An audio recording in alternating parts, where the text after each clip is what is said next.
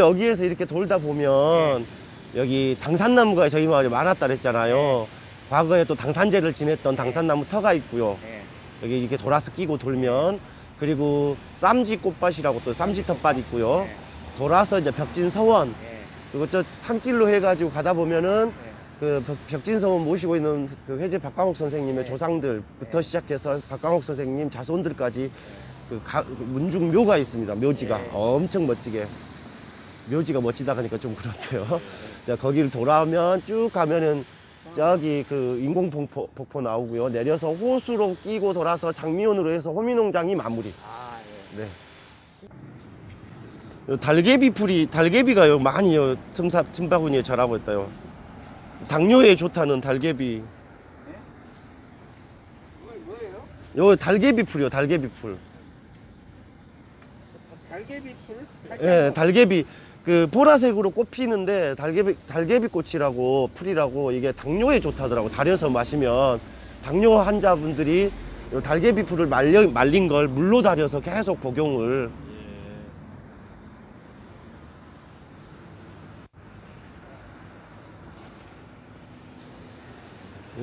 이쪽으로 달개비가 딱 군락을 이루고 있네요. 여기 치는 못 따려 먹잖아요. 아, 그쵸. 먼지가 있고 더러우니까. 네. 네. 네, 맞아요, 맞아요.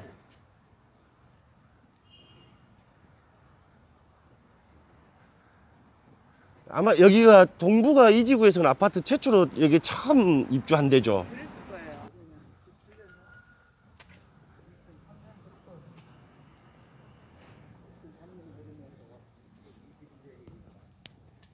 아, 교수님이 저보다 한 5년 더 빨리 풍암동에 터 잡으셨네요. 네. 저는 2007년인가? 풍암동에 와가지고.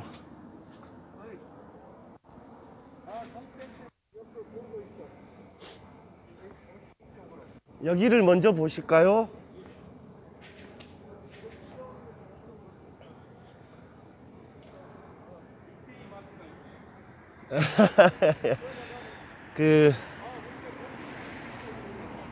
여기가 이제 과거에 당산나무 자리이고요. 여기 아파트 단지가 조성되기 전에는 여기에서도 당산제를 해년마다 대보름날 지냈다고 합니다. 근데 보시면은 여기 울림마을 주민들이 이렇게 지금 비석을 세워놨는데, 조선 중기에 여기 터를 잡기 시작했다고 해요. 그래서 이제 다양한 성씨들이 여기에서 터를 잡고 살고, 그 이후에 이제 여기에서 당산나무에서 당산제를 지내고, 근데 여기 표지색인데요. 당산이 있었다는. 또 옛날에는 당산을 사장이라고 그러죠. 사장. 교수님 사장 아시죠? 아, 모르세요? 사장나무라고 막 그랬, 저희들은 사장에 놀러 가자 그랬거든요. 그러니까 거기가 당산나무가 있는 그 공간을 사장이라고 했던 것 같아요. 네.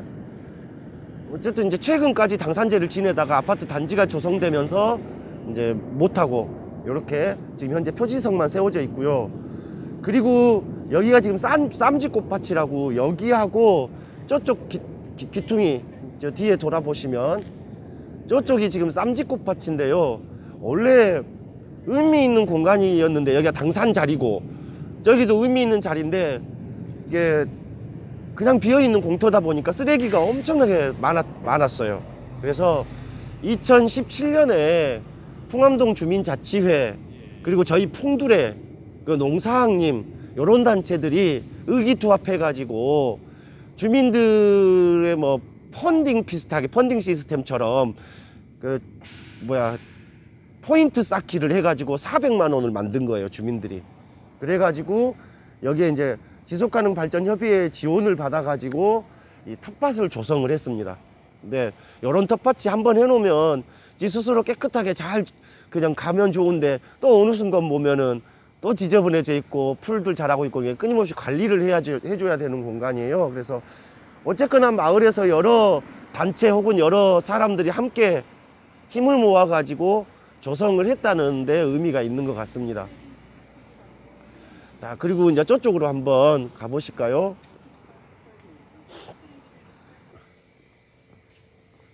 제가 나무는 잘 몰라서. 자, 여기도 이제 쌈지 꽃밭이에요. 이게 짜투리탕에 조그맣게 만들었다 해서 쌈짓꽃밭이라고 하는데, 여기 보시면 최군실 김단호 부부 꽃밭이라고 별칭을 붙여놨습니다. 이 두 부부는 쉽게 말하면 이제 일제강점기 때 분이에요. 근데 이 동네에서 태어나고 사셨던 분인데, 가난한 초막에 살았지만 평생을 부지런히 일해가지고 어느 정도 땅도 이렇게 일구고 그 재산도 돌아가시 전에는 어느 정도 가지고 계셨나 봐요. 그런데 이 두 부부가 돌아가시면서 당신들이 가지고 있었던 저 앞에 땅들이에요. 메이루주랑 저쪽. 이쪽 땅들을 마을 주민들을 위해서, 마을을 위해서 전부 다 내놓았다고 해요. 그래서 나중에 이제 마을 주민들이 감사해가지고 여기다 2009년에 지금 이 동네 분들이 감사비를 이렇게 추모비를 세운 거예요. 여기가 이제 최씨 부부 이야기라고. 아, 교수님.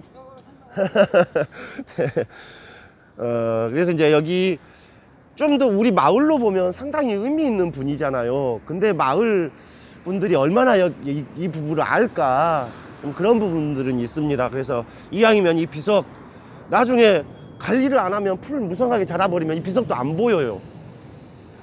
그래서 좀 어쨌든 우리 마을에 살고 있는 우리 아이들한테도 꼭 알려야 되는 분, 그러니까 박강옥 선생님과 함께 꼭 알아야 될 분인 우리 마을로는 그런 분입니다.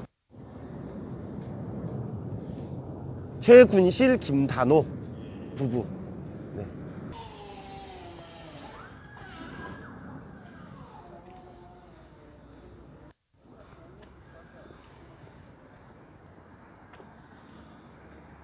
이쪽으로 쭉. 하도 많아서 그렇습니다. 옛날에 지형 정도를 아예 가늠해 볼 수도 없네요. 아, 그렇죠.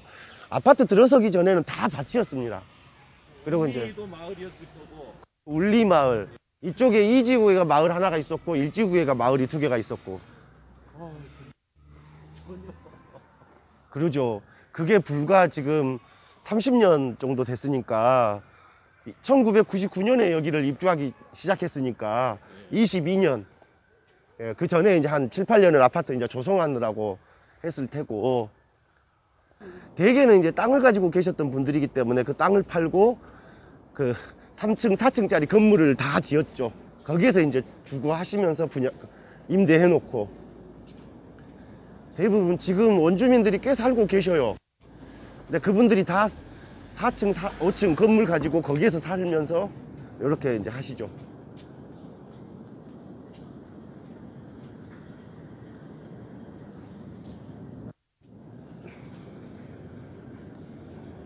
글쎄요. 갑자기 나타나있네. 안녕하세요.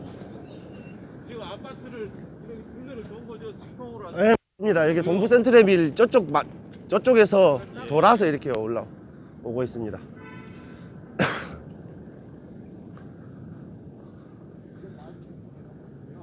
여기는 그냥 문지역이나. 예. 주로도 이제 다 밭들이었죠.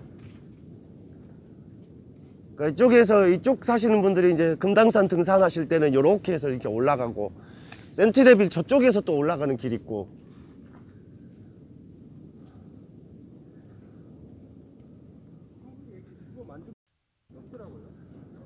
아, 그렇죠. 환경이 일단은. 그리고 조금만 나가면 호수공원 있고.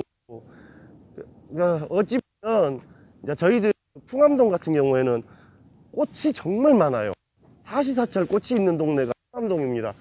봄에 벚꽃이 많아요. 그러니까 벚꽃 피는 계절이면은 굳이 다른 곳에 벚꽃 구경 안 가도 일지구 저기 먹자골목 사이사이로 전부 다 벚꽃이거든요. 그러니까 그 꽃 구경하면서 저녁에 술 한잔 할 수 있는 엄청 멋진 곳이죠.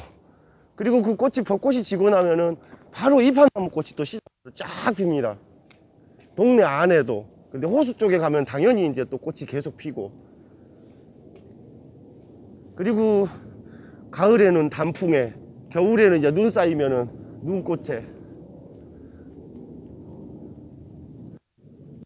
네, 이왕이면은, 그래서 이제 저는 자치회 활동을 하고 있지는 않은데, 자치회 분들하고 기회가 있으면 풍암동의 어떤 브랜드들을 그 꽃과 연결시켜 가지고 가보면 어떨까요? 라고 이제 제안을 계속 드려요.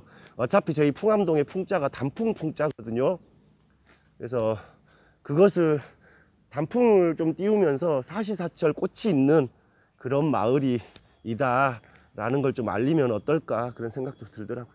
지금도 이쪽에서 밭 꽤 많이 경작해요. 지금 보이진 않는데 올라가면 엄청 넓습니다. 사유지가 있고요. 사유지도 있지만 구유지들도 많아요.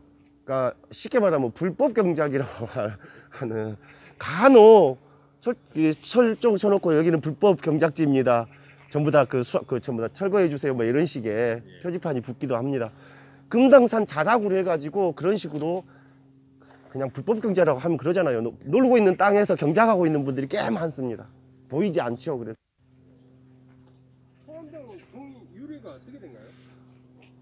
그러니까 그 단풍풍자에 바위 암자거든요. 그러니까 금당산 가면 바위가 많죠. 그리고 이쪽에 있다 가시면 채석장도 있어요. 그러니까 돌이 많은, 돌을 깼던 과거에 이런 채석장 흔적도 있거든요. 근데 원래 풍암동은 조선 중기부터 터를 잡기 시작했다고 해요. 근데 이렇게 아파트가 들어선 건 91년에 택지지구로 조성이 되고, 그리고 이제 짓기 시작해서 99년부터 입주하기 시작해서 현재 이루고 있는데, 여기 이 지구에 지난주에 다 이야기했는데 이 지구에 울리마을이라고 한 마을이 있었고, 여기가 울리사, 울리중, 울리 구름 속에 이렇게 딱 금당산 구름이 품고 있다 해서 울리마을이라고 하고요. 그리고 일지구에는 신암풍암 이렇게 두 개 마을이 있었습니다. 포함이라는 말이 그 김동님의 포함 정사 있잖아요. 거기서 혹시 따오진 않은가? 그럴 수도 있어요. 그럴 수도 있는데 어쨌든 제가 이제 알기로는 이쪽에 단풍이 많았고, 바위가 많고, 그래서 이제 풍암마을이라고 했고, 김덕령 장군하고도 연관된 설화들이 일부 전해집니다. 저희들 옥녀봉이 김덕령 장군과 옥녀의 사랑 이야기가 이게 내려오는 그 봉우리가 옥녀봉이에요. 저 금당산 주봉. 그리고 어쨌든 91년 이전에는 그 이전에 그 살던 분들, 새마을 원주민들 농사 짓고 소 키우고 돼지 키우고 살던 마을이었어요. 최근까지도. 근데 아파트가 들어서면서 이렇게 이제 닦인 거죠. 그래서 이 길, 저 이제 대로 매월동으로 이어지는 그 길도 그때 이제 조성한 거라서 그 전까지는 꾸불꾸불 그냥 산길이었죠. 그 원주민들을 자주 만나요. 그러면 어렸을 때 추억들을 진짜 많이 이야기해요. 그 원주민들. 제 후배 녀석, 대학교 후배도 여기서 원주민으로 태어나서 지금까지 살고 있거든요. 건물주예요. 다 땅 주인, 또 중앙공원 안에 땅 가지고 있는 분들, 원주민들은 대부분이 그러니까 부자들이죠. 그분들이 여전히 이제 살고 계시는데, 그분들 이야기를 들어보면 여느 시골, 제가 저 공깡촌에서 살던 그 추억들을 가지고 있는 것처럼 이분들도 똑같이 그런 추억을 가지고 계시더라고요. 어렸을 때 그냥 저기 냇가에 가서 몇 감고, 또 금당산에 물이 많아가지고 80년대까지도 그 물 내려오는 폭포 가서 물 맞고 막 이런 이야기들. 수월동 쪽에 그쪽 있어요. 그쪽도 있지만 이쪽 저희 동네 쪽으로는 어디냐면 저 물통골이라고 풍암동 성당 근처에 올라가는 그 내려오는 계곡이 있습니다. 풍암동 성당 일지구에. 그쪽이 물통골이라고 하는데 아주 물이 많았대요. 가지고 아파트 조성하기 전까지도 봉선동, 백운동 인근 마을에서 물 맞으러 왔다고 해요. 근데 아파트가 조성되면서 물이 싹 말라버린 거예요. 물길이 바뀌어서 그런지 어쨌거나 그런 것 같습니다. 올라가시지요. 신소원에서 인문학 강좌를 듣고 있는데. 지금 듣고 계시나. 혹시 이 여기 절이에요, 절. 절인데 누군가 관리는 하고 있는 것 같은데요. 승려가 여기에 상주하면서 지금 운영되고 있는 절은 아닌 것 같고요. 보면은 미륵종이잖아요, 미륵종. 그러니까 개인절이네요. 예, 거의 그렇다고 볼 수 있습니다. 미륵이 많이 쓰죠. 그러니까 미륵은 제가 알기로는 미래불이라고 하죠. 그러니까 부처님 사후 뭐 매덕년 57억 6천만 년 후에 다시 내려와 가지고 불쌍한 중생들을 구원한다는 부처가 미륵이고, 그 역사적으로 보면 궁예가 내가 미륵이니라 그랬잖아요. 내가 미래에서 내려왔다 너희들을 구하려고. 되게 이 난세에 살기가 힘 팍팍할 때 미륵불 사상이 이렇게 막 등장을 해요. 미륵불이 이제 중생들을 구하는, 그러니까 중생 국민 백성들 입장에서는 우리의 삶을 누가 좀 구원해 주라, 요렇게 바람이 많을 때 내가 미륵이다. 그리고 곳곳에 미륵사가 창건이 되고 막 이런 경우들이 많습니다. 근데 올 때마다 항상 잠겨 있어요. 내부는. 꼭 미륵사상뿐만 아니라 네. 난세에 모든 종교들이 그 환원이 되고 그쵸. 또 난세에 현자가 많이 나요.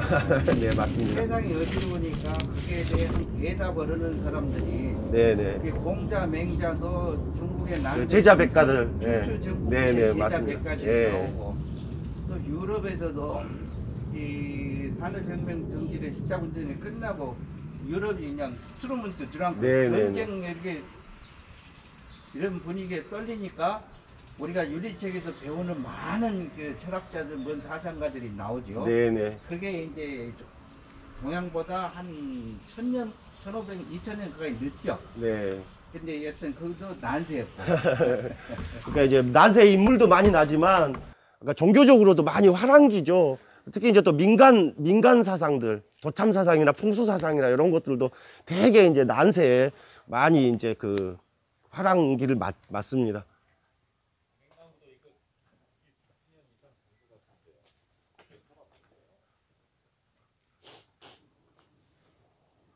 몇 년 전부터 여기에 사람 왔다 갔다 하는 한 번은 본 적이 없어요. 그러니까 등산객들이, 저분들은 지금 아까 올라가신 분들은 여기 밭사 지으신 분들, 밭이 이쪽 뒤로 밭이 엄청 넓어요. 근데 여러분들이 조금씩 이렇게 개간을 하고 계시더라고. 뭐 여기 이제 여기가 벽진소원 이제 초입입니다. 절로 보면 일주문에 해당하는 곳이에요. 그래서 이제 올라가서 이제 만날 건데, 원래는 이제 그 울리사다가 3년 전에 벽진서원으로 다시 복원된, 이름을 되찾은 곳입니다.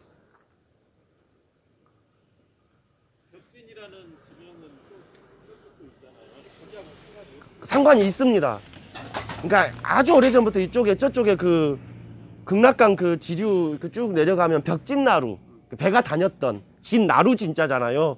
그래서 그 벽진동부터 시작해서 이쪽이 다 그 벽진과 관계된 지역인 거죠. 그래서 회재 박강옥 선생님이 그 이 일대를 전부 다 자기 영향력 하에 살아 오셨던 거예요.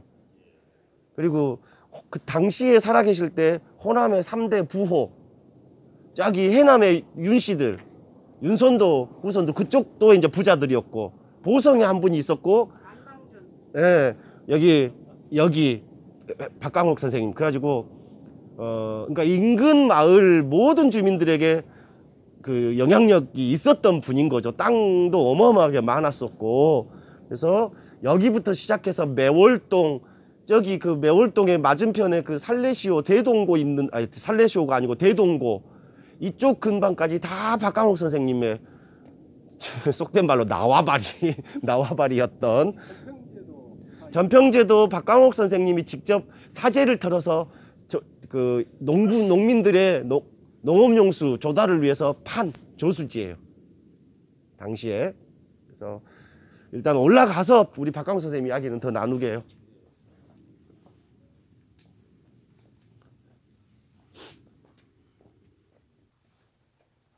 실은 사진으로는 저쪽쯤에서 이렇게 참마루 타고 찍으면 진짜 멋집니다. 그럼 사진부터 찍고 오실까요? 예, 저쪽에 서서 이쪽으로 보고 사진을 찍으면 엄청 이쁘게 나옵니다. 예, 선생님 믿을게요.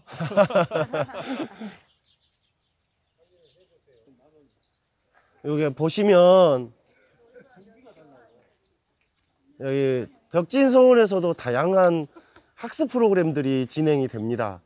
주로 이제 뭐 애절교육이나 인성교육, 청소년 인성교육, 그 다음에 다도, 이런 거 여기 딱 이제 맞는 이런 프로그램들을 계속 기획을 해요. 그리고 아까 이제 우리 교육부장님 지금 뭐 성균관에서 내려오신다는, 그래서 성균관에서 지원받아 가지고 운영되는 교육 프로그램들도 있고요.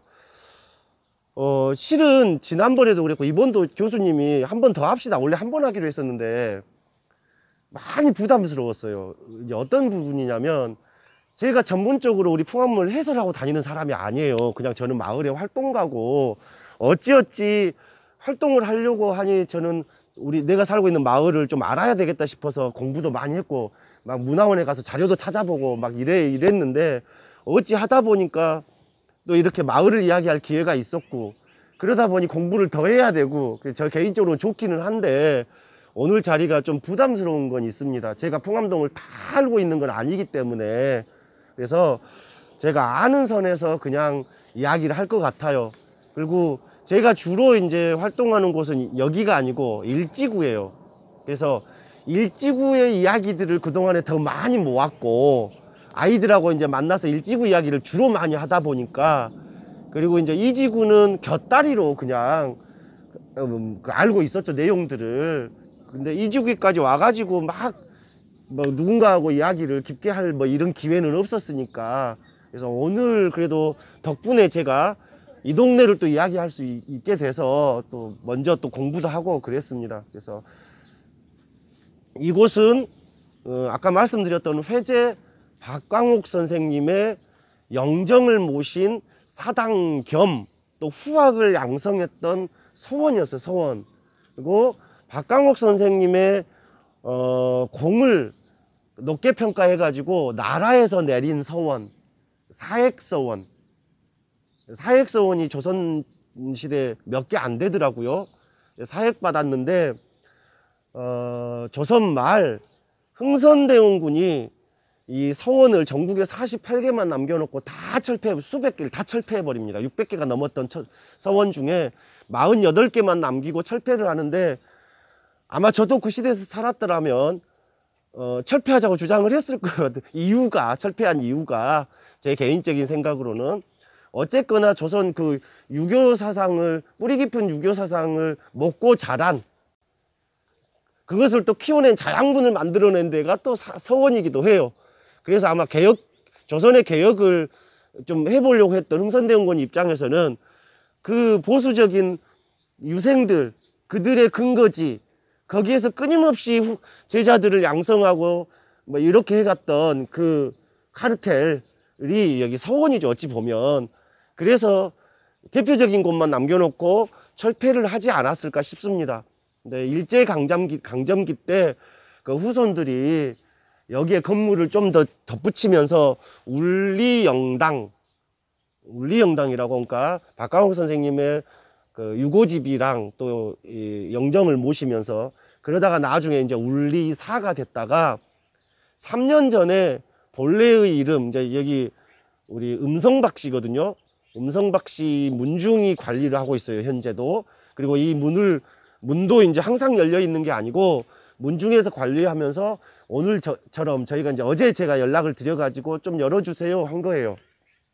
그러면 이제 언제고 열어주십니다. 이제 사전에 연락만 하면.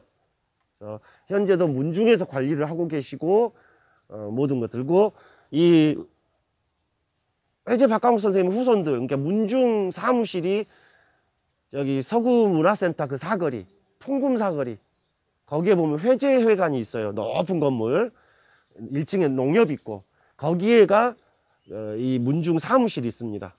주로 이제 거기 사무실에 회장님 계속 계시면서 문중 일을 맡고 계시는 것 같고요.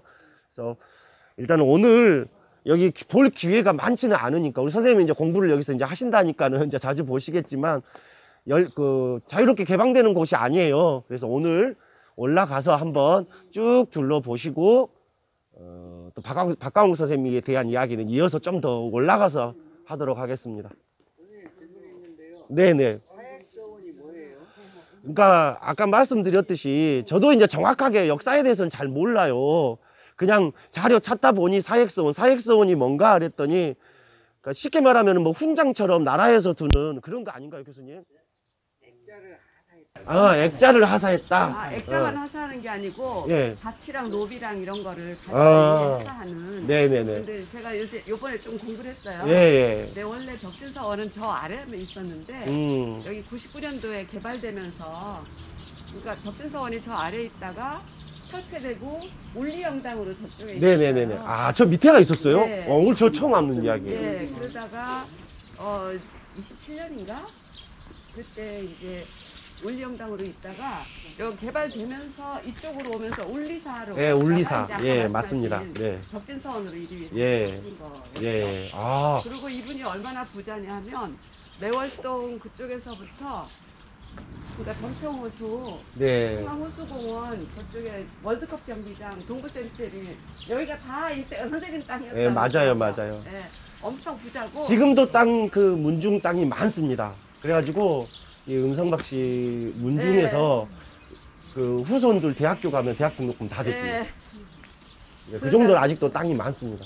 그러니까 임진왜란이 일어났을 때 당신의 상당한 재산을 사재를 털어가지고 권율 장군한테 그 군량비부터 시작해서 군졸들까지도 이렇게 다 보내는 그럼에도 불구하고 여전히 땅이 많은 거. 요 뒤에 금당산 자락으로도 다 땅입니다. 지금도. 네, 저기 선상 미수가 다 있더라고요. 예, 지금도 음성박 씨 땅이 쭉 있습니다.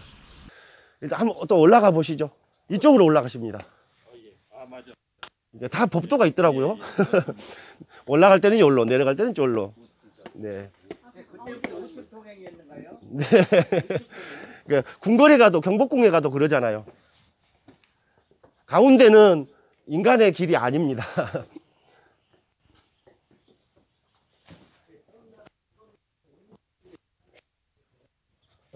안녕하세요. 예. 아, 사인. 여기다 쓰는구나. 여기하고 여기는 그냥 이름만 쓰시면 될 것 같습니다. 여기서는 자유롭게, 여기가 이제 좀 설명이 돼 있네요. 네, 이쪽이 이제 강의실 공간이고, 이 밑에가 이제 그 차 마실 다도 이렇게 수업할 수 있게끔 좌식으로 이렇게 마련되어 있습니다. 집 이름이 재밌네요. 모현당. 네. 이제 주로 여기에서 이제 인문학 강좌나 이런 것들 진행되고, 다도나 이런 프로그램들은 저 아래쪽에서 진행을 하고요. 아까 이제 우리 사모님, 이제 교수님 말씀하셨던 그 내용들이 여기가 적혀져 있네요. 1999년에 묘소를 이렇게 이제 이장을 하고 이쪽에 울리사를 복설하였다. 그리고 이제 저쪽에 의열사라고 적어 있네요. 저쪽으로 해서 한번 올라가 보시면 자유롭게 여기에서는 제가 막 설명할 게 많지는 않아요. 어차피 저도 이제 자료를 통해서 공부하는 거니까. 어쨌거나 해주 박강옥 선생님이 저기 운봉이 남원이죠, 남원. 거기에 그 사또로 부임도 하셨었던 것 같고요. 그때 이제 그 남원의 현감으로 계실 때 그 황산대첩비를 세우셨다고 해요. 황산대첩비. 그러니까 황산대첩은 고려 말에 왜구가 쳐들어왔을 때 이성계가 왜구에 맞서 대승을 거뒀던 전쟁 이름이 황산대첩이거든요. 그 지역까지 왜구가 침략해 왔던 거예요. 그래서 그 대승을 기념하기 위해서 세운 게 이제 그 황산대첩비인데, 박강욱 선생님이 그 현감으로 계실 때 세웠다고 들었습니다. 그리고 이제 또 하나가 흔적이 저희 광주 향교에 가면 또 박광옥 선생님의 흔적이 있습니다. 거기에다가 재봉 고경명 선생님과 함께 이 흥학비, 그러니까 우리 지역의 학문을 좀 부흥시키고자 하는 이런 열망을 담아서 흥학비를 세웠다고 합니다. 그러니까 앞면에 이제 문장들은 고경명 선생님이 쓰고, 뒤에 이제 뒤에 문장은 우리 박강욱 선생님이 쓰시고 해가지고 세운 흥학비 또 이제 이야기고 또 있고요. 그럼 일제 강점기에 시내에 있던 흥학관의 유래를 거기서부터 찾아도 될까요? 그럴 수도 있을 것 같습니다. 흥학관이 올해 100주년이거든요. 아, 그래서 그러니까 어쨌든 이제 이 인근의 일대에는 흔적들이 아주 많은 거죠. 아까 그 뭐 벽진 나루부터 시작해서, 그러니까 박강옥 선생님이 저기 아주 이제 친분이 깊었던 분이 우리가 잘 아는 월봉서원, 고봉 기대승. 그러니까 기대승 선생님이 한 살이 더 어렸다고 하더라고요. 네, 그분과도 어렸을 때부터 그 고경명 선생님하고는 아기 때부터 친구였대요. 어렸을 때부터. 그리고 또 이제 그 성인이 되어서 학문 쪽으로 친구였던 분이 누구냐면 저기 수안지구 풍암정의 주인, 거기에 주인 김언거, 그분하고는 이제 벽진나루에서 나룻배를 타고 자주 이렇게 오가면서 학문을 논했다라고 합니다. 뱃놀이 하면서 공부했네요. 옛날에는 뱃놀이 하면서, 그러니까 교수님이 조선시대에 사셨으면 딱 어울릴 뿐이에요. 그 술 한잔 하면서 문장을 논하고 이러지 않았을까요? 그러니까 제가 들었던 이야기 중에, 그러니까 태계 이황 선생님도 그냥 자연과 벗삼아서 차 마시고 술 한잔 하면서 시를 읽고 이렇게 사셨던 분인데, 제가 알기로는 이제 그 5,000원권의 주인 이율곡 선생님이 하루 그 경상도를 태계 이황 선생님을 찾아갔다고 해요. 가서 이제 이율곡은 이황 선생님보다 훨씬 나이가 어리죠. 어린데 이제 어쨌든 그때 당시 학문 쪽으로 가장 조예가 깊고 이름이 있었던 이황 선생님한테 뭔가 지혜를 얻고자 경상도로 발품을 팔아서 시간 내서 찾아간 거예요. 이율곡은 벼슬을 하고 있었고, 그러니까 그때 당시 이제 혼란스러웠잖아요. 임진왜란 그 즈음이니까 해가지고 이황 선생님 찾아가가지고 정치적인 조언을 구하려고 좀 갔더니 이 양반이 이제나 저제나 내가 원하는 대답을 해줄까 기다리는데도 이야기를 안 하는 거야. 가지고 그랬더니 이제 이황 선생님은 이율곡을 또 젊은 또 학자로 잘 알고 이름을 떨친 사람이니까 알고 있었고, 그러니까 이황 선생님은 나이 무관하게 이야기를 그 문장을 또 학문을 이야기할 수 있는 친구가 오니까 너무 좋았던 거예요. 그러니까 시만 읽고 학문만 이야기를 계속 한 거죠. 그러니까 얼마나 이율곡은 또 먼 길 왔는데 애가 탔겠습니까? 정치적인 뭔 답변을 듣고자 않는데. 그러니까 태계 이황이 시로서 이제 자기 마음을 전하는 거예요.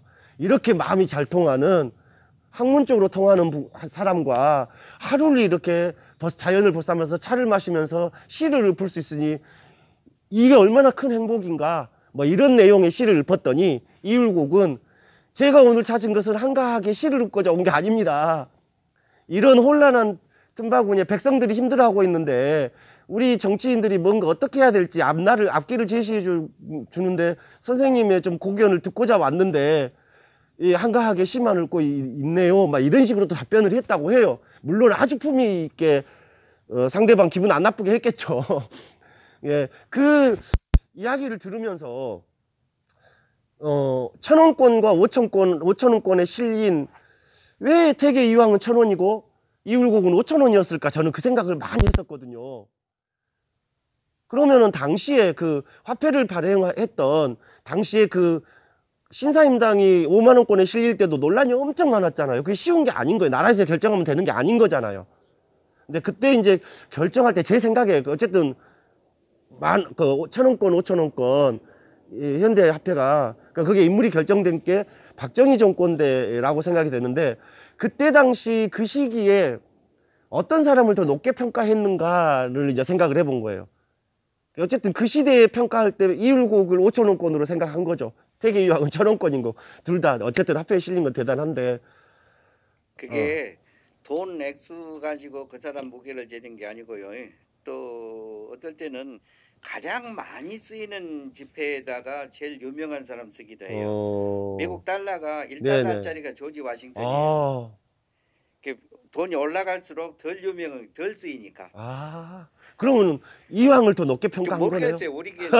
우리 기준 어쨌는지는. 근데 이제 저는 저 혼자 해석을 그렇게 해본 거예요. 궁금했던 거예요. 왜 이율곡은 1,000원이고 이태계는 5,000원이고 충무공은 또 100원이었을까? 진짜 혼자 궁금했던 거예요. 그래서 아마 그때 당시 정치적 흐름 속에서 그냥 순수 학문을 했던 이황보다는 정치가였던 이율곡을 높게 평가한 거 아니었을까? 혼자 생각해봤던 거죠, 당시에.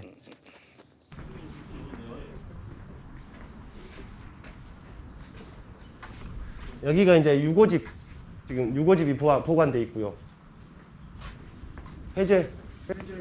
해제집이든가.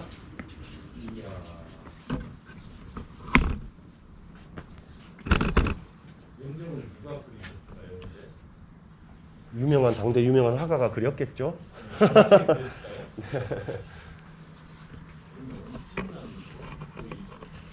한번 제가 들어가서 열어볼까요? 선생님 여기 잠깐 들어가 봐도 되나요? 네. 사모님 안에 한번 찍어보실래요?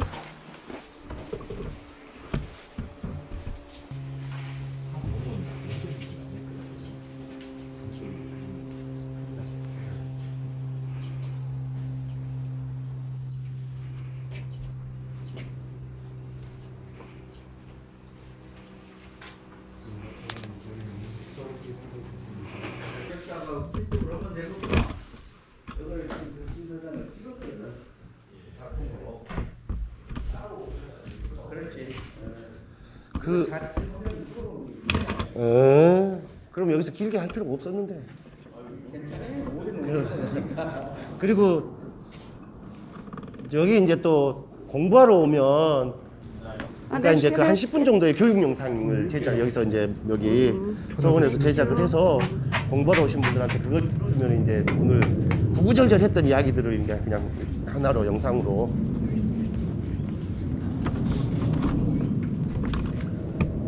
팔짝지붕 이런 걸 보고 팔짝지붕이라고 하고 여덟 팔자 저렇게 그냥 이렇게 맛보고 있는 저런 지붕을 맛배지붕이라고 하고 이런 것들을 막 그때 막 찾아서 공부했던 기억이 있네. 그래가지고 이제 지붕도 보니까는 그냥 우리는 그냥 흔히 지붕 와 멋지다 그러는데 그냥 이나 이런 입구 저런 것들을 그냥 맛배지붕, 팔짝지붕, 지붕 뭐 이런 식으로 지붕 형태도 다 다르고. 예.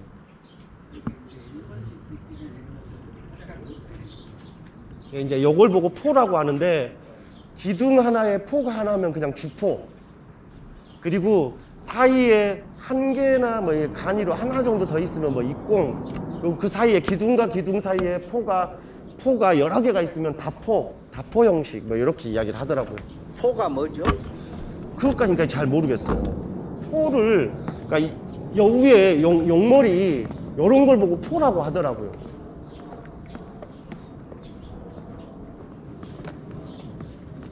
그래서 이제 주포 또 주심포 막 그 이 포가 여러 개면은 기둥과 기둥 사이 여러 개면 다포 이제 이렇게 이야기를. 네, 우리나라 전통 건축물들 보면은 진짜 과학적이고 과학적으로 예. 흘림 있고 배부름도 있습니까? 그러니까 배흘림이 되게 그 배불뚝이가 배흘림이에요. 아 이게 예, 이게 배불뚝이가 배흘림이고 원통형은 그냥 위에서부터 밑에까지 반듯하게 내려온 게 원통이고, 그러니까 밑으로 내려올수록 좀 두꺼워지는 게 있어요. 위로 올라갈수록 좀 가늘어져. 이게 미늘림. 예. 그 한옥에는 문자교에는 그 쇠붙이가 안 들어가잖아요, 못이. 예. 주로 이제 그거 쐐기 나무 건축물은 쐐기로 대부분 많이 얘기를 하고, 흔히 우리가 한 칸이라고 하면 옛날에 조선시대 양반들 뭐 99칸짜리 대저택에 살았다 하는데 의외로 99칸짜리 가보면은 소박하게 느껴지는 이유가 뭐냐면, 그러니까 그 칸이라는 건 기둥과 기둥 사이를 한 칸이라고 하잖아요. 그러면은 그냥 생각해보면 그런 거예요. 그 임금들이 백화는 임금들이 사는 공간이고, 그래서 이제 신하들인 양반들은 99칸까지밖에 못 사는 거죠. 근데 봤더니 99칸이라도 어마어마한 줄 알았더니 이 기둥 사이가 어디 구례 운조루만 가봐도 넓지 않아요. 좁아요. 그러니까 아무리 부자여도 조선시대 양반들 참 소박하게 살았구나 이런 느낌. 그리고 한편으로는 그게 뭘 의미가 있을까 생각되는 게, 좀 재산이 많은 사람들은 99칸이어도 기둥과 기둥 사이를 멀게 버리면요, 그럼 엄청 큰 건물을 지을 수 있거든요. 근데 그게 소박 이런 개념으로 볼 수도 있지만은 또 되게 문화가 그 지역의 기후, 산물 이런 거와 연관이 되거든요. 네네. 한국에 이런 것들이 저는 큰 목재가 없어요. 그래서 더 크게 지으려 해도 지을 수가 없어서 작은 것이지 우리라고 큰 집 짓기 싫어서가 아닌데. 그러니까 노랫말에 나오는 초가삼간 했을 때 그 3칸짜리 집은 얼마나 작았을까. 그 작은 집에 온 가족이 살았던 거죠. 3칸이면 기둥이 3개밖에 안 되니까. 그때 방의 길이가 7자예요. 그때는 물론 사람도 작았죠. 네네. 7자면은 37, 21, 2m 10. 네. 요즘 사람들이 팔 뻗으면 닿죠. 네. 네, 이제 다음 코스로 움직여 보겠습니다. 그러니까 그게 여기는 문중에서 해버리잖아요. 매 상주하고, 그리고 관리하시는 분이 또 계시고, 그래서 아마, 그리고 이제 여기 음성박씨 문중 입장에서 보면은 여기를 근거지로 자기 문중에 어쨌든 뭔가 이름을 알리고 이런 것들이 계속 되니까 해년마다.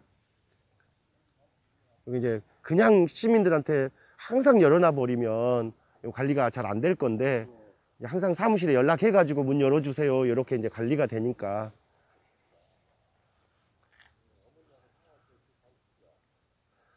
가시죠. 이제 박광욱 선생님 이야기는 여기까지 하겠습니다. 아, 여기 좀 가서 좀 더 할 이야기가 있기는 하구나.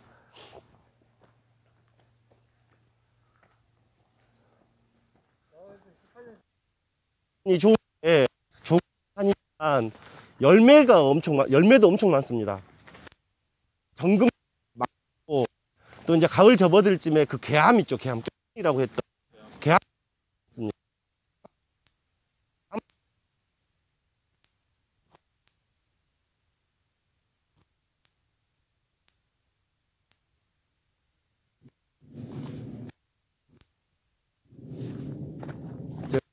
그러는데 요거 나온다. 신사임당 그림에 화초도에 많이 나왔던 요걸 보고 역귀라고 하더라고요. 역귀. 역귀. 예. 소리 나는 대로 역귀. 이게 신사임당 그림에 많이 등장해요. 역귀가. 예, 요거. 예. 아, 그리고 이거 아세요? 이거? 이게 까맣게 익으면 먹을 수 있는데. 요것이 까맣게 익으면 달짝지근하게 맛있어요. 까마중이에요? 맞아요, 까마중. 그 황석영의 아우를리아라는 소설에 보면 까마중 나와요.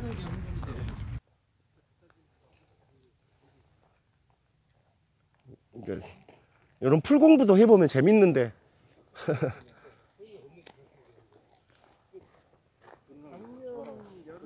예. 한번 비가 많이 왔잖아요. 예, 그랬죠. 여기 깎여가지고, 예, 맞습니다. 예, 토사가 막 흘러내려와가지고 비 많이 왔을 때 가지고 최근에 저쪽에도 그렇고 복구를 다 많이 해놨어요. 지금 여기도 이렇게 좀 단단하게 지금 해놓은 거고. 그게 그냥 자연스럽게 있었으면 좋았을 텐데 요런 거 만들고 판에 불고.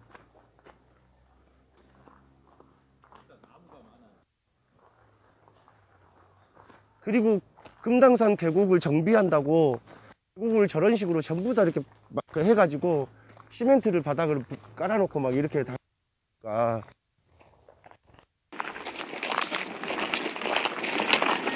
여기 밑에서 올라오면서 이렇게 길을 만들어놨어요. 옛날에는 여기 그냥 예, 여기로 내려가면 동부센터에도 바로. 수영으로 나오잖아요. 근데 이게 길을 만들어놨네, 계단을. 전에는 그냥 길이 올라오셨어요? 요리는 예, 동부 사시는 분들이 여기로 바로 올라오시죠. 그러니까 이렇게 길을 만들어. 나 길이 있는지도 몰라. 저 18년 살았네.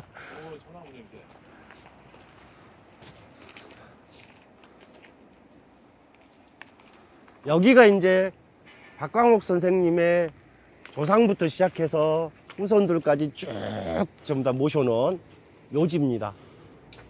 한번 올라가셔서 보고 그냥 저쪽으로 쭉 이렇게 이동하면. 그 가족 묘지가 아니라 문중 묘지네요. 쉽게 말하면 그렇죠. 네. 어마어마합니다, 이쪽이.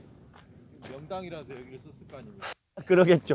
그거 이제 당신들 땅이니까 땅 중에서도 제일 좋은 자리에 햇볕 잘 들고 딱 내다볼 곳. 맞아요. 아마 옛날에 이렇게 깔끔하게 안 됐을 때는 아마 눈 오고 그러면 애들 여기서 눈썰매 많이 탔을 것 같아요. 저희도 어렸을 때 주로 맷동에 가가지고 막 미끄럼 타고 막 그랬잖아요. 비료푸대 깔고 앉아가지고 타고. 제가 우리 동네가 진짜 이쁘구나, 이 지구도 진짜 이쁘구나 하는 자리가 있습니다. 이따가 거기서 딱 보는 순간 와 진짜 이쁘다. 봄에 막 그 나무에 새싹들이 막 올라오는데 여기에서 딱 내려다 보는데 너무 이쁜 거예요, 이 동네가. 전망이 좋은데 죽음은 눈이 없어. 송정대고 박- 승정원 도성지 음성박 음성 회재 해제 선생 광호 선생 광옥 지명. 여기구만요. 여기다 이거고요. 이거였어. 해제구나. 예. 통영해고 승정원 도승지. 승정원 도승지까지 지내셨나 보다.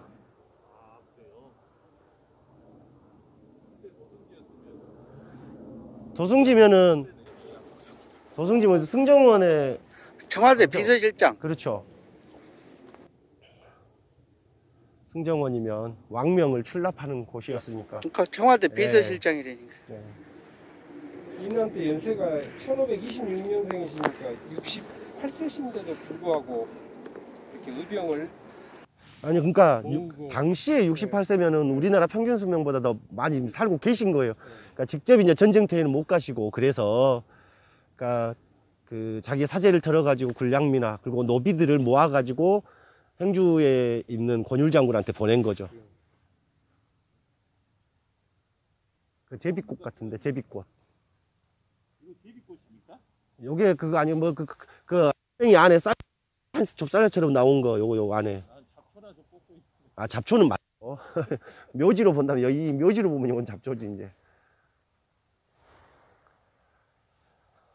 꽃차리 높은 벼슬을 했구만요.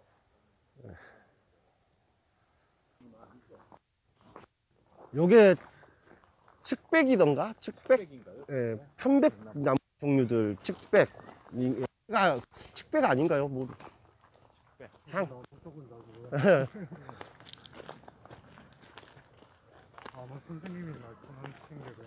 예, 이제 편백은 잎사귀 훨씬 부드럽고.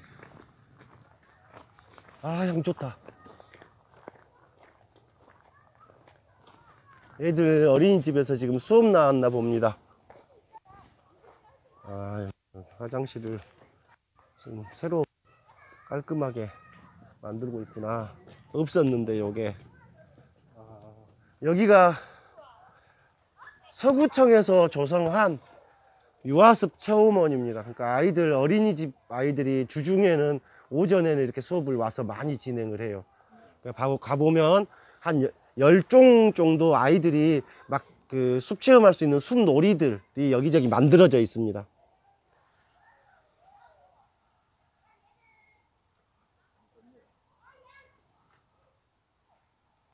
근데 동네 살면서도 이게 있는지도 모르는 사람들이 태반이죠. 네. 그리고 주로는 아이들이 저기서 가서 막 타고 노는 게 아니고 어른들이 주로 타고 놉니다. 아, 내가 18년 동안 처음 와봤다니까. 네. 좀 더 다양한 거리들을 더 만들어 놓으면 훨씬 찾아오는 아이들이 많을 것 같아요. 근데 저도 이제 쭉 돌아봤는데 좀 단조롭습니다. 숲체험이라고 여기저기 크게 자랑하기에는. 예. 여름에는 애들하고 도시락 싸가지고 가족들 와가지고 그늘에서 도시락 먹고 이렇게 하는 분들이 계시더라고요. 그쵸, 모기 많죠.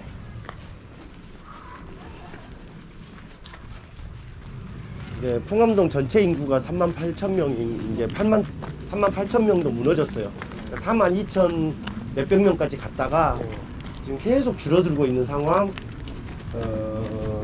재작년 5월까지 38,000 몇백 명이었거든요.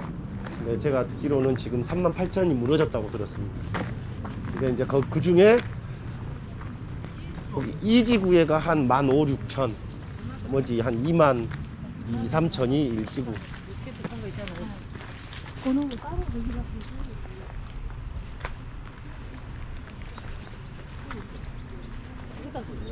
예?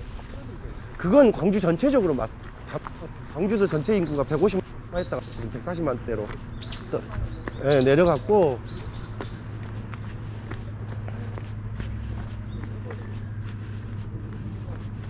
지하철은 원래 이 광주만이 넘을 거를 예상하고 계획한 거였거든요, 이 2호선이.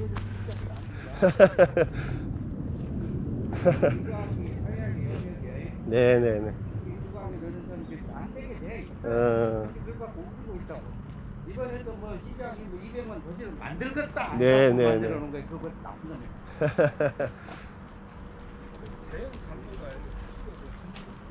두 가지 다 똑같이 있죠. 그러니까 자연 감소가 있고, 기본적으로 광주에 워낙에 새로운 아파트들이 곳곳에 많이 만들어지고 있잖아요. 짓고 있잖아요. 그러다 보니까 이제 빠져나가는 분들도 있고, 그러니까 이제 1인 가구 수는 계속 늘어나고, 제가 아까 말씀드렸던 그 아름다운 뷰, 저 위에서 아까 그 유아숲 체험원 있죠. 거기에서 이렇게 산길로 이렇게 쭉 오면 여기로 내려올 수가 있어요. 근데 저 위에서, 저 꼭대기에서 내려다 보는데 봄에 딱 여기를 왔었거든요. 근데 이 곳이 막 그 연두빛으로 막 나무들 물이 오르는데 정말 예쁜 거예요. 이 동네가, 와, 우리 동네가 위에서 보면, 떨어져서 보면 이렇게 아름답구나. 근데 오늘은 또 그 느낌이 아니네요. 그때 느낌이 아닌데, 가을이니까. 예, 봄에 왔을 때는 저 위에서 내려다 보는데, 와, 너무너무 이쁜 거예요. 자, 선생님 기왕에 예. 말 나왔으니까 예. 얼마 전인가 그 풍암동이 전국에서 우리나라에서 가장 살기 좋은 동네다 이렇게 뽑힌 적이 있었거든요. 그러니까 저도 아까 이제 교수님은 20년 좀 넘으셨고, 저는 풍암동으로 이사 온 게 15년 정도 됐어요. 그때 이제 우리 아이들이 어렸을 때인데, 그때 봉선동에서 이제 직장 때문에 봉선동에 살다가 둘 다 초등학교를 다니고 있었는데, 봉선동에서는 우리 아이들을 키울 수가 없는 거예요. 나도 봉선동에서 10년 살다 왔어. 가랭이 찢어지는 게, 봉선동에 살려면 이웃들을 보니까. 그리고 떠나야 되겠다라고 마음먹은 게, 우리 아이가 날마다 학교 갔다 오면 징징대는 거예요. 심심하다고. 왜 나가서 친구들하고 놀지. 근데 봉선동에서 놀이터 나갔던 친구가 한 명도 없어. 다 학원 다니니까. 그래가지고 이사를 가자. 저희들이 이제 아이들 학원을 안 보내면서 키웠으니까. 그래서 어디로 갈까 상무지구, 금호동 다 돌아보다가 풍암동에로 왔는데, 놀이터에서 아이들 소리가 들리는 거예요. 야, 이곳이다. 아주 단순하게 당시에는. 근데 막 왔을 때 저희가 이제 그 에어컨을 떼왔었는데 에어컨을 안 달았거든요. 15년 전엔. 여름에 한참 더울 때 한 2, 3일만 밤에 힘들고 에어컨 없이 선풍기로만 충분히 사라지더라고요. 그때는 그만큼 시원했어요. 근데 지금은 풍암동이 광주에서 가장 더운 동네라고 합니다. 이게 이제 한번 데펴지면은 이 금당산과 아파트들이 이제 그 막아버리니까 열섬현성이 다른 지역보다 훨씬 지금 빨리빨리 진행이 되는 거예요. 그 좋은 이야기 아닌데 뭘 나오세요? 그러니까 이제 지금은 그런데, 근데 이제 지리적으로 보면 우리 아이들도 가장 자랑스러워하는 게, 그리고 떠나고 싶지 않다, 설문조사를 해보면 떠나고 싶지 않다라고 하는 답변이 거의 한 8, 90%입니다. 풍암동을 떠나고. 그럼 이유가 뭐냐라고 했을 때, 산과 물을 가지고 있는 동네가 많지는 않겠잖아요. 풍암동은 이제 금당산이 있고 호수가 있고, 그리고 어느 지역에서나 접근하기가 참 좋습니다. 여기 매월동 농수산물 시장으로 금방 5분 10분 거리면 가지요. 시내도 충장로 금남로도 시내버스 타도 15분이면 나갑니다. 예, 교통에서도 상당히 좋고, 또 자연 환경 쪽으로도 정말 살기 좋고, 그리고 더더욱 제가 살면서 좋게 느껴지는 게, 정확한지는 모르겠는데요, 풍암동은 아주 잘 사는 사람, 또 정말 못 사는 사람, 격차가 이렇게 크지 않는 그런 걸 많이 느끼거든요.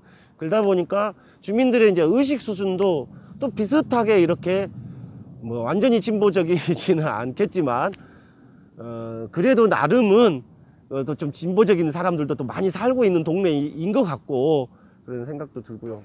양극화가 되지 않고 중산층이 네. 모여 사는 예, 딱 곳이다. 그런 동네. 그리고 또 하나 이제 또 게 뭐냐면, 풍암동은 다른 여느 동네하고 다르게 이 동네하고 모호하게 붙어 있지 않아요.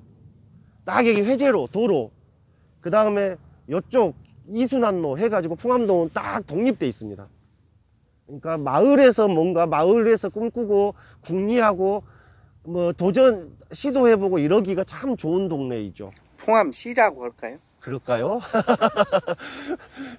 그리고 그래서 그런지 저희들이 최근에 이제 마을에서 다양하게 시도하고 있는 것들도 그냥 작은 마을 공동체 활동을 넘어서 가지고 과거에 여느 시민단체 했던 일들을 저희 풍두레 마을에서 하고 있는 거죠. 그러니까 도시철도 2호선 그 저지 투쟁부터 시작해서 중앙원 지키기, 뭐 요런 활동들은 과거로 본다면 시민단체들에서 다 했던 것들이잖아요. 활동들이잖아요. 어쨌든 또 하나 좋은 건 뭐냐면, 물론 풍암동에도 저쪽에 목자골목 주변으로 유해업소가 있습니다.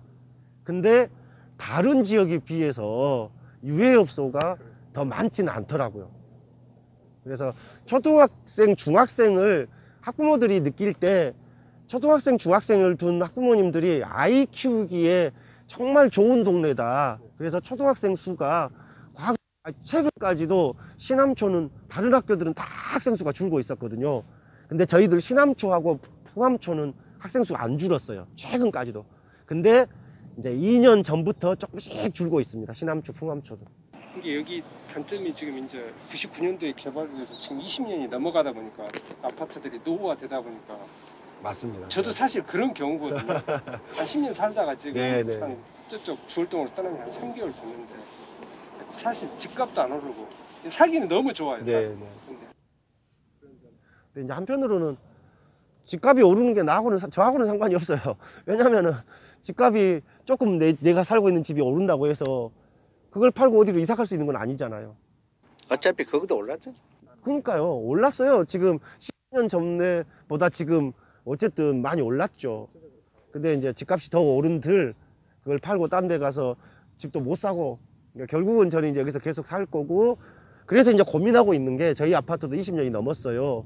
그래서 우리는 그동안에 계속 재건축만 생각을 했잖아요. 재건축 협동조합 재건축 조합 만들어가지고. 근데 계속 새롭게 아파트를, 저렇게 많은데 아파트가 계속 아파트를 세울 필요가 있을까. 제가 이제 지금 꿈꾸고 있는 건 마을에서 그린 리모델링 협동조합을 만들어서 오래된 20년 넘은 아파트들 그린 리모델링을 우리가 한번 해서 계속 살아보자. 기후위기 시대 우리 지구에 도움도 되고 이런 꿈을 꾸고 있습니다. 최근에는. 아까 유해업소가 없다고 그랬는데, 그래서 우리가 가끔 손님들을 모셔갖고 뭐네 행사를 하다가 이분들은 이제 주무시게 하려고 숙박업소를 찾으려고 하면 다른 동네를 가야 되는 거예요. 네, 맞아요. 이 동네는 모텔이고 호텔이 없어요. 네. 그래서 이 지구에 모텔 몇 개가 있지 이 지구에는 모텔이 없습니다. 아예 없습니다. 네. 그러니까 아이들 키우기에 참 좋은 동네입니다. 참 여러 가지로 좋은 것 같아요. 그래서 약간 독립돼 있고 다른 지역하고 연결이 네. 안 돼 있다. 물론 조금 가면은 되지만은. 네. 근데 여기서 계속 살려고 보면 내가 이때가 살아본 곳 중에서 제일 좋은 곳인 것 같아요. 지금 18년 하고 석 달 살았는데 뭐 18년을 더 살면은 어떻게 된가? 180년 살게 된가 모르겠네요. 그러니까 저희 풍두레 회원 중에도 타동으로 이사를 갔다가 이제 다른 동네 살면서도 우리 마을에서 풍암마을 활동을 계속 하시거든요. 지금도 그런 분들, 대표적으로 강준석. 저기 화정동 살아요. 근데 여기 이 동네에서 놀고 이 동네를 위해서 일을 한단 말이에요. 풍암마을 활동을. 근데 그런 분들이 여러분이 계시고, 또 이사를 갔다가 최근에 저희 회원들이 3명이 다시 이사를 들어온 거예요. 풍암동으로. 딴 동네 이사를 가봤더니 새 아파트로 가봤는데, 근데 그 현대의 삶이 그 좋은 집이 내 문제를 해결해 주는 건 아니잖아요. 결국 관계로 다 풀어나가야 될 우리 사회 21세기의 과제들은 개인이 해결할 수 있는 문제도 없는 것 같고, 많지 않은 것 같고, 또 국가가 다 해결해 줄 수 있는 것 같기도 않고, 그럼 결국은 지역에서 관계로 이런 것들을 같이 풀어나가야 되는 걸, 그래야지 또 행복하다는 걸 저도 느끼거든요. 이제 그런 경험들을 하고 나니 딴 동네 가서 봤더니 이런 활동들이 잘 안 이루어지는 거예요. 그래가지고 저희 회원 중에도 최근에 3분이 다시 풍암동으로 이사를 왔어요. 아니, 좋은 말씀하셨는데, 그러니까 광주 여기 풍암동에 그 풍도래도 있고, 네네. 중앙공원 지키기도 있고, 네. 또 뭐 기후 요즘 이름 네, 바뀌기도 갖고 기후, 이런 네. 것도 있고, 네네. 그래서 시민활동 내지는 마을 주민활동 이런 게 있고, 우리 이 프로그램을 진행하고 있는 협동조합 시민의 꿈도 네, 그렇죠. 조합원들이 마을 카페를 만들어서 우리 같이 마을 운동을 재밌게 해보자 하고 만든 그 조합이거든요. 네네네. 그런 것들이 자연스럽게 이루어지는 동네가 그렇게 많지가 않아요. 맞습니다. 네. 그래서 딴 동네 갔다가 재미없어서 다시 오게 될 겁니다. 아까 그 강준석 선생 네. 호미마을도 하지만은 네. 우리 그 쌈목쌈목 그렇죠, 카페 그렇죠. 조합원이잖아요. 네. 처음부터. 네. 풍두레 조합원이 그분은 안 껴있는 데 없죠. 저희 풍두레, 그렇죠. 이제 풍두레로 먼저 시작을 했고, 그리고 이제 현재 시민의 꿈, 그다음에 농사항림, 집은 화정동 사는데 모든 활동은 여기서 이 동네에서 이루어지는 거예요.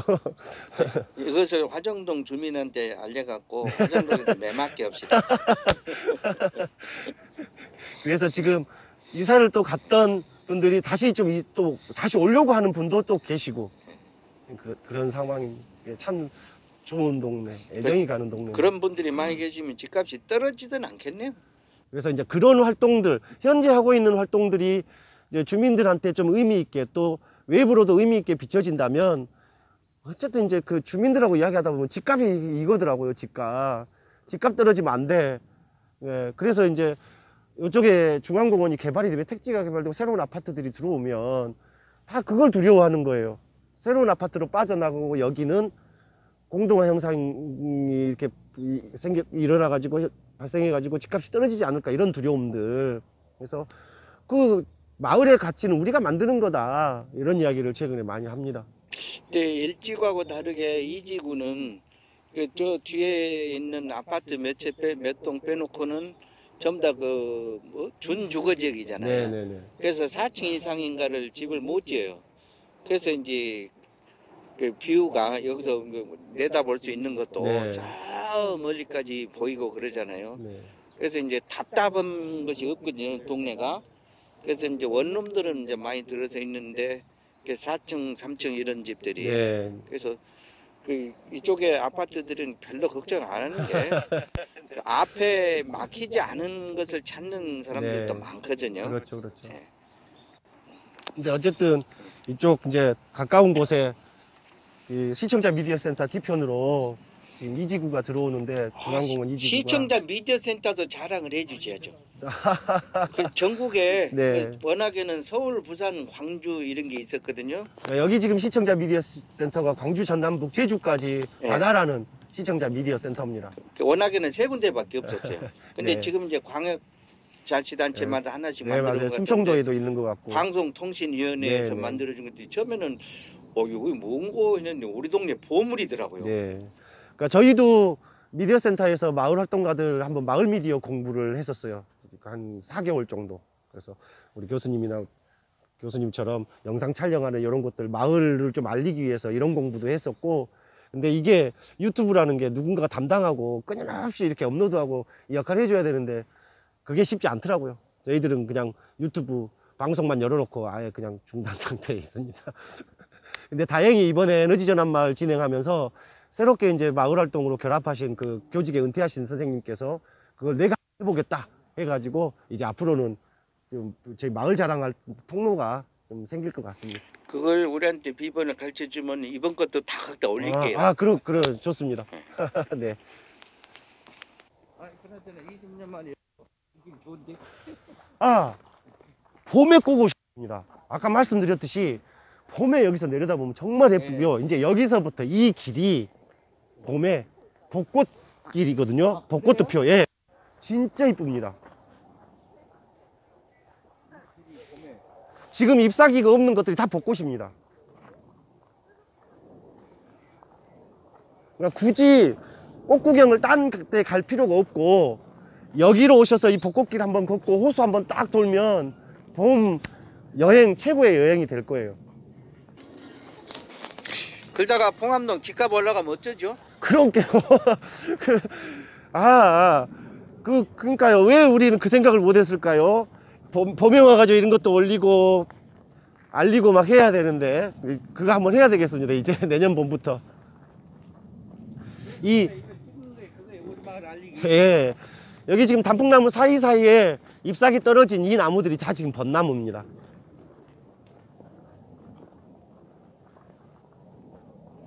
채석장이 금당산에 그 암이 풍화 그 바위잖아요. 근데 이 채석장이 여기만 있었던 게 아니고 이순환로 타고 가다 보면 저쪽에도 이렇게 많이 보입니다. 그 공단 쪽 그 금당산을 바라보면 그쪽에서도 채석장 흔적이 보입니다. 그러니까 지금은 이제 끝났죠. 여기에 이제 역사는 끝났는데 과거에는 여기서 돌을 깨서 이제 팔았던 딴 데 이제 팔고 예.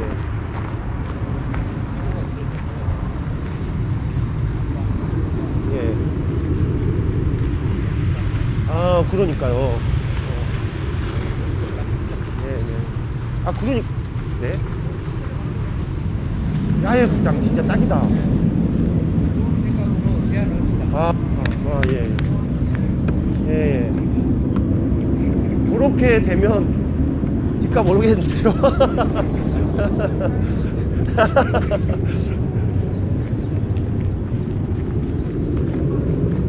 네네.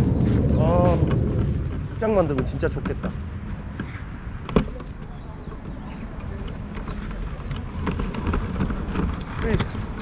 혹시 나면 힌트를 드리. 예.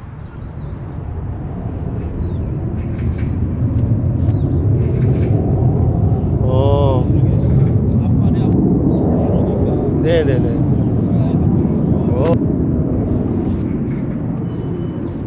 야간 산행한 여기가 출발지입니다.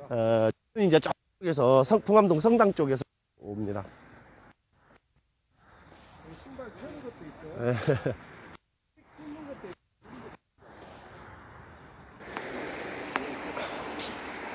여기가 이제 인공폭포가 이쪽이 조성되면서 인공적으로 이제 여기 금당산을 오르는 분들이 출발하는 지점입니다. 그리고 이곳에서 매년 1월 1일이면 떡국 나눔 행사를 합니다. 새마을협의회, 부녀회, 바르게 살기 뭐 이런 단체들이 연합해가지고 주로 이제 새마을협의회하고 부녀회가 이곳에서 이제 떡국 나눔을 하는데, 아침에 일출 보려고, 새해 일출을 보려고 오셨던 분들이 떡국을 여기서 한 그릇 드시고 올라가는데, 해년마다 그 떡국 나가는 그릇수가 거의 한 2,000명에서 3,000명 정도가 떡국이 나갑니다. 근데 이게 이제 해년마다 있다 보니까 굳이 일출을 보려고 올라가지 않는 사람도 떡국만 먹으려고 오는 분들도 계셔요.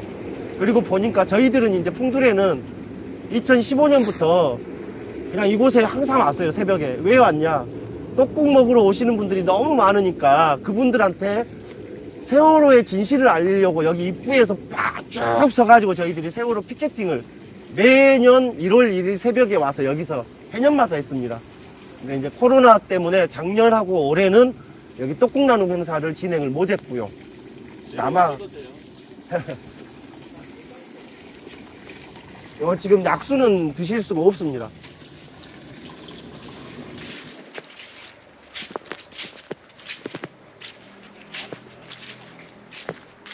여기 양쪽으로 앉아주시면, 보시죠.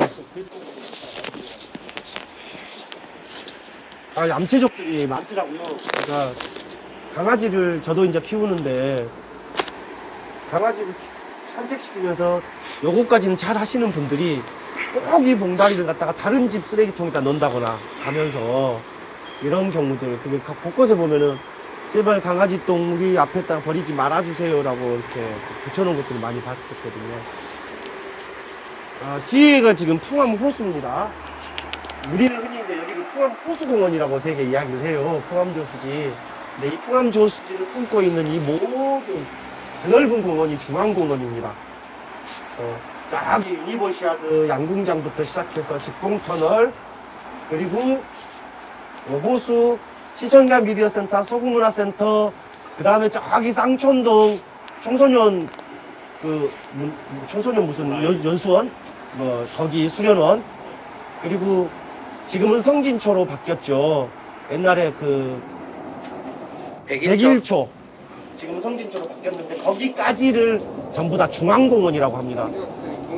예, 거기까지가 중앙공원인데 전체 면적으로는 약 100만 평 가까이 되는, 전국에서 도시 안에 있는 공원 중에는 5 손가락 안에 드는 규모예요.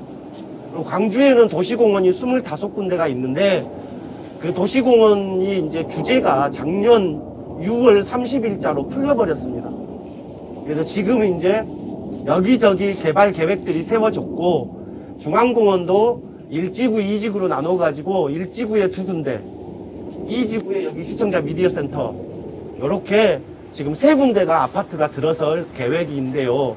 1지구가 사업자 선정 그리고 그 이후 과정에서 논란이 많아가지고 사업자 변경하고 지금 이런 상황들 전에 저희들이 이 2017년부터 그 전에 이제 중앙공원 지키기 시민 모임이 따로 있었어요. 근데 이제 그건 그 광주 시민센터, 그러니까 지금으로 보면 이제 정의당 쪽 분들이 주로 중심적으로 그 활동을 해왔었어요. 그래가지고 여기 호수에 그 호텔 들어오는 거 막아냈죠. 싸워가지고 5층짜리 호텔 들어오는 걸 막아냈거든요. 그러다가 이제 2020년이 가까워 오니까 이대로는 그 손 놓고 있다가는 안 되겠다. 그래가지고 윤장현 시장 때부터 다시 이제 이 중앙공원 시민 모임이 중3호라고 하는데 줄여서 그걸 중심으로 해가지고 이 인근 화정동, 금호동, 풍암동에 있는 약 20여 개의 단체들이 네트워크를 만들었습니다. 우리 중앙공원을 지키자. 그래가지고 윤장원 시장한테 제발 지금 사유지 78%가 사유지입니다. 그거 매입을 좀 해라 일부라도. 안 그러면 다 난개발 되게 생겼으니까. 그래서 요청을 했는데 땅 한 평도 안 샀습니다. 근데 그건 윤장현 시장만의 잘못은 아니고요. 이용섭 시장만의 또 잘못도 아닙니다. 역대 한 5명 정도. 그게 1999년에 헌법재판소에서 앞으로 20년의 시간을 줄 테니까 그때까지 광주시 니들은 재원 마련해가지고 사유지 사들여라. 근데 그때부터 시장들이 우선순위에 안 둔 거예요. 돈을 딴 데다 다 쓴 거죠. 그러고 20년이 지나버린 거예요. 그리고는 2020년 6월 30일자로 이제 일몰제가 끝났습니다. 아마 이제 아파트 곧 조성이 되겠죠. 그리고 여기만 그런 게 아니고 현재 광주에 10개 정도의 도시공원은 아파트나 이런 게 들어갈 수 없는 작은 규모예요. 그리고 일부는 여기 대산공원이라고 극락한 천변 따라서 공원이거든요. 거기는 또 아파트가 들어올 수가 없어요. 그러니까 광주에 지금 아파트가 들어오는 도시공원이 7, 여기 우리 중앙공원, 운남동 그 어린이공원 뭐 이쪽, 중해공원 그쪽, 그 다음에 송환공원, 저기 송정리에 송정공원 뭐 이런 데는 아파트들이 들어옵니다. 지금도 광주, 제가 알기로는 광주의 아파트 보급률이 120%라고 하는데 지금도 엄청나게 짓고 있잖아요. 돌아다니다 보면. 근데 또 더 짓는단 말이에요. 그럼 더 짓는 이유가 뭘까요? 장사가 되니까 더 짓는 거야. 그럼 결국에는 이제 오래된 아파트들만 비게 되겠잖아요. 뭐 이런 상황인데요. 뭐 이제 그 중앙공원. 근데 어쨌든 저희들이 지역 주민들이 나서가지고 처음에 30% 개발하려고 했습니다. 중앙공원을. 30%는 어마어마하잖아요. 그래가지고 전체 규모를 약 4만 5천 명 규모의 5만 명 정도의 인구가 들어올 수 있는 아파트를 조성하려고 그랬어요. 왜냐면 광주에서는 최적의 입지거든요. 호수도 있고 호수 주변으로 지금 저기 호미농장 농사짓는 그쪽 지역까지도 아파트가 들어올 계획이었었는데 지금 4만 5천에서 5만이면 현재 풍암동 인구보다 많아요. 더 큰 도시가 작은 도시가 들어오는 거죠. 근데 어쨌건 우리 교수님도 같이 하셨었는데 같이 싸우고 해가지고 현재 9.7%인가 8%인가 이 정도로 떨어뜨린 거예요. 저희들 30% 개발 계획에서 싸워가지고 이제 현재 어쩔 수 없이 9.7% 8%는 개발이 됩니다. 아파트가 들어옵니다. 그리고 이제 왜냐면 그럴 수밖에 없는 게 광주에 그 땅을 매입할 돈이 없어요. 그래서 건설회사들한테 그걸 아파트를 짓게 하고 거기에서 발생한 수익을 가지고 사유지를 매입해서 광주시에다가 기부 체납을 하는 이런 방식의 지금 계획으로 진행이 되고 있습니다. 근데 그러다 보니까 이 건설회사들에서 수익성을 담보해야 되니까 원래는 이제 30% 정도 되면 이런저런 기반시설까지 막 이렇게 하려고 했는데 이제 10%가 채 안 되니까 어쨌든 그 10%가 채 안 되는 개발로 수익은 발생시켜야 되잖아요. 그러다 보니까 초고층을 계획을 세운 거예요. 초고층을. 그래서 또 싸웠어요. 경청에 가가지고 막 시끄럽게 하고 토지주들이 저희들 목 살려고 죽이려고 그랬어요. 니기들이 뭔데? 니기 땅도 아니면서 우리는 어쩌라고. 근데 우리는 토지주들을 아프게 할 생각은 전혀 없었거든요.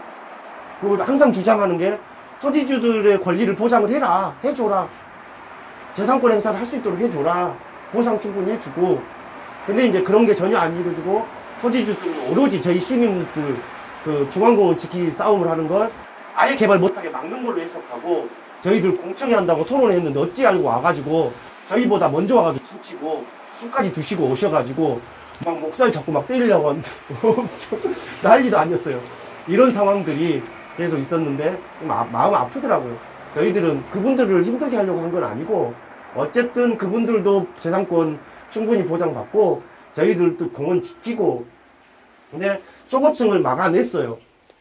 그러다 보니까 이제 어떻게 되냐 좀 이제 한 20층대로 짓지만 초호화로 아주 고가로 아파트를 지금 계획하고 이게 미디어센터 뒤편 아주 고가의 아파트 이런 걸 계획하고 있다라고 제가 알고 있습니다. 여기까지가 현재 중앙공원의 상황인데 최근의 상황은 제가 들여다보지 못해서 어떻게 진척되고 있는지는 잘 모르겠습니다. 그래서 지하철 2호선 한다 할 때 그랬죠. 필요 없는 지하철 맞습니다. 거기에 들어가는 재원을 가지고 이 사유지 그렇죠. 사들이면 네, 된다고 매입하자라고 저희들이 했는데 주장을 했었습니다. 근데 이제 토건 쪽 입장에서 보면 두 가지가 다 자기들 이해관계가 안 맞는 거예요. 이걸 다 사들여보면 개발을 못하고 지하철 공사를 안 하면 또 먹을 게 없고 근데 이제 광주 시민의 입장에서 보면 두 가지를 다 잃는 것인데 지금 예상했던 대로 공사비가 모자란다 1조가 모자라 지금 어쩔 수 없다 이게 배째라는 식으로 또 나가고 있거든요. 처음부터 이야기 나왔었죠. 이게 묻고 따져야 할 일입니다. 그러니까 당시에 여기 도시철도 2호선 건설한다고 계획서 나왔을 때 건설 비용 2조 3천억이었습니다. 근데 도시공원 내에 있는 광주 도시공원 내에 있는 사유지를 사들이는데 들어가는 돈 1조 8천억. 그러면 일단은 급하니까 도시철도는 지금 급하지도 않고 필요치도 않다 우리가 볼 때는. 근데 이 도시공원은 지금 급하잖아요. 일몰제가 끝나버리면. 그래서 사유지부터 매입하자.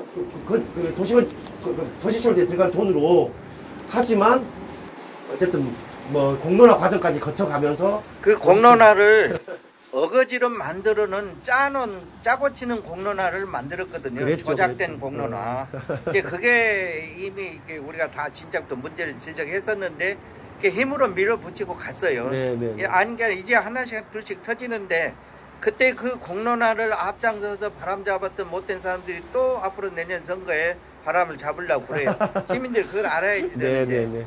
성남시 같은데 어떤 시장 같았으면 분명히 지하철을 안 하고 여기에 사유지 매입을 했을 거예요. 그랬을 것 같습니다. 네. 그래서 우리가 그런 시장을 바라야 되는데 내년 선거에 이건 정치적인 발언이 아니라 시민의 바람을 이야기하는 겁니다. 누구를 찍자고 안 했어요. 자, 시민을 위한 시장을 뽑읍시다. 광주를 위하는 진정 광주를 지키는 시장을 뽑읍시다. 그렇죠? 어떤 당이 됐든. 네, 맞습니다. 이제 마지막으로 여기 호수 이야기를 좀 할게요. 여기 호수는 1956년 한국전쟁이 끝나고 56년에 농업용으로 축조한 저수지입니다. 인근에 이제 이게 벽진동이나 이쪽 통암동 이쪽에 서창동 이쪽 그 농부들 농사 짓는 농업용으로 지은 건데 현재는 농업용으로 쓰이기보다는 우리 광주 시민 통암동 사람들만 걷는 거 아니잖아요. 여기 정말 많거든요. 특히 이제 저녁 정도 5시에서 7시 사이에는 걷는 사람들 어마어마하게 많습니다. 특히 이제 코로나에 어디 여행을 못 다니니까 더 많더라고요. 그래서 이 호수는 어찌 보면 상당히 자랑거리고요. 분수가 설치되어 있고 또 저쪽에 여기서는 잘 안 보여요. 안 보이는데 그 조형물이 세워져 있습니다. 이렇게 돼가지고 뭐 이렇게 상징이에요.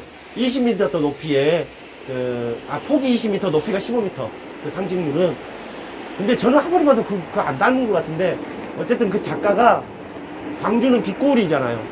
빛을 상징하고 평화를 상징하고 민주를 상징하고 광주의 의미를 다 담아서 그걸 조형물을 만들었다고 해요. 빛, 광자를 형상화한 거라고 합니다. 어쨌든 그 작품의 이름은 하모니 하모니 좋아. 초여름에 또 장미공원 장미축제도 하잖아요. 네, 그렇죠. 장미공원도 2012년에 이 장미공원을 개장을 한 거예요. 그 전에는 이제 뭐 몇 군데 있었죠. 조선대 운동장에도 장미공원 만들어 놓고. 근데 저기 끄트머리에 장미농원 2012년에 개장해가지고 봄부터 여름까지 장미가 아주 오랫동안 있으면서 장미 구경하러 오시는 분들이 많고, 그리고 이제 또 그 주변으로 이제 서구청에서 또 꽃무릇 상사화 그것을 이제 심어가지고 몇 년이 지나니까 또 굴락을 이렇게 뺑 둘러서 지금 가을에 상사화 필 때 오면 많이 핍니다. 꽃이 엄청 많고요. 제일 맞은편에 옛날에는 제가 막 이사 왔을 때만 해도 저 맞은편에 닭집들도 있었어요. 식당들. 근데 지금 다 없어졌죠. 그것 때문에 호수의 수질이 엄청 나빴어요. 냄새도 많이 나고. 지금도 이제 가뭄이 심할 때는 냄새 좀 납니다. 저 뒤편으로는 있어요. 아, 지금도 있어요. 저기 하고 호수로 저쪽에. 물 안 들어오는 네. 쪽에는. 이쪽에서 이렇게 저쪽에 그 금오지구 쪽 넘어가는 그 산길에 닭집 유명한 집이 있습니다. 근데 이제 옛날에는 꽤 있었는데 지금 다 없어지고 정비가 됐고요. 제가 이제 여기서 이렇게 마주 보면 가운데 왕버들 나무 있어요. 왕버들 나무. 네, 왕버들. 광주에도 곳곳에 많죠. 충효동에 가도 왕버들. 그 김동영 장군이 꽂았는데 그 나무가 됐다는 설이 있는. 예, 왕버들은 어쨌든 뭐 무릇 버들의 왕 뭐 이런 뜻이라고 하더라고요. 그래서 어쨌든 그 버드나무 아래에 많은 분들이 앉아가지고 쉬고 거기서 또 공부도 하고 그런 곳입니다. 호수에 또 하나가 있는 게 작은 도서관. 평일날부터 일요일까지 개방을 해요. 근데 월요일날은 항상 휴관을 하고요. 예, 6시까지. 한 분이 거기에 계셔요. 그래서 1일에 한 권 대출을 해주십니다. 그래가지고 대출 기간은 15일. 거의 위탁 운영이에요. 예. 구에서 예산을 지원을 하고, 어떤 단체에서 위탁을 받아가지고 위탁 운영을 하고 있습니다. 그러면 조책 기증하면 받나요? 기증을 받는지는 모르겠습니다. 예? 밤에만 가니까 그렇죠. 9시부터 6시까지 화요일부터 일요일까지는 열려 있고요. 월요일날은 휴관이고 공휴일도 휴관입니다. 공휴일날 오셨으면 휴관이었을 거예요. 빨간 국경일이나 이런 때. 그래서 어쨌든 풍암동은 지금 호수 주변의 산책로와 금당산을 끼고 산책로, 그 말은 뭐냐면 아주 걷기 좋은 동네라는 거죠. 그래서 저희가 지금 2년 동안 하고 있는 작업이 풍암동을 1코스부터 8코스까지 만들었어요. 1코스부터 출발을 해가지고 호수 한 바퀴 이렇게 돌고 저기 월드컵 경기장, 그리고 월드컵 경기장에서 쭉 걸어서 롯데마트 지나서 생활체육공원 이런 식으로 해가지고 금당산까지 하고 삥 둘러서 저희들이 또 마을 가운데 한 코스 해가지고 총 8코스를 만든 거예요. 그리고 그것을 지도로 완성하고 거기에 이야기를 담아가지고 최근에 이제 자료집 책자를 만들었습니다. 우리 길잡이 선생님하고 내용적으로 이렇게 하고 제가 이제 또 편집하고 해가지고 아마 그게 다음 주 정도에 출판돼서 나올 것 같아요. 8코스 풍암동의 길 이야기. 그러니까 길이 참 중요하더라고요. 결국 길은 우리가 만나고 또 소통하고